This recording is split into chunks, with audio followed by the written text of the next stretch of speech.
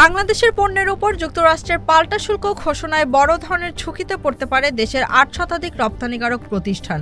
রপ্তানিকারকেরা বলছেন, আলোচনা করে বাড়তি শুল্ক কমানো না গেলে দেশটিতে রপ্তানি বড় ধরনের ক্ষতির মুখে পড়বে। গত সোমবার পাল্টা ৩৫% শুল্ক নির্ধারণ করেছেন যুক্তরাষ্ট্রের প্রেসিডেন্ট ডোনাল্ড ট্রাম্প। আগামী ১ আগস্ট থেকে এই শুল্ক কার্যকর হওয়ার কথা। ট্রাম্পের এই ঘোষণায় বাংলাদেশের ২,০০০-এর বেশি রপ্তানিকারক দুশ্চিন্তায় পড়েছেন।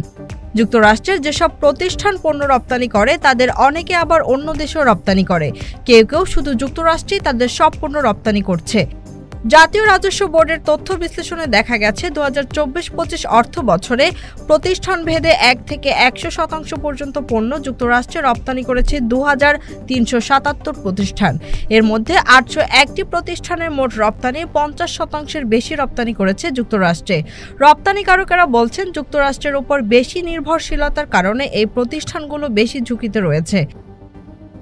এই ৮০১টি প্রতিষ্ঠান গত অর্থবছরে যুক্তরাষ্ট্রসহ বিশ্বের বিভিন্ন দেশে মোট রপ্তানি করেছে $৬৬২ কোটি।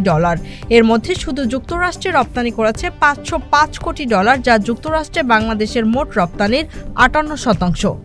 সব মিলিয়ে গত অর্থ বছরে যুক্তরাষ্ট্রে $৮৭৬ কোটি পণ্য রপ্তানি হয়েছে। এর মধ্যে তৈরি পোশাকের রপ্তানি মূল্য প্রায় $৭৫৯ কোটি। আর নতুন শুল্ক আরোপের ফলে সবচেয়ে বড় ঝুঁকিতে পড়বে পোশাক শিল্প প্রতিষ্ঠানগুলো। Trade news, Dhaka.